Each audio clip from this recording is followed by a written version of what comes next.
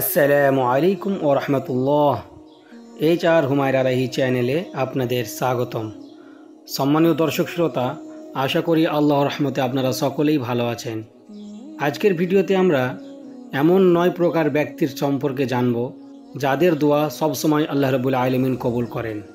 নম্বর 1, অসহায় ও দুর্দশাগ্রস্ত ব্যক্তির দোয়া, সূরা নামল আয়াত নম্বর 62। নম্বর 2, অসুস্থ ব্যক্তির দোয়া, সুনান ইবনে মাজা হাদিস নম্বর 1441।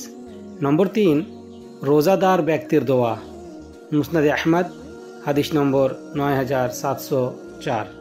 নম্বর 4, সন্তানের জন্য পিতামাতার দোয়া, সহিহ আবু দাউদ হাদিস নম্বর 1536।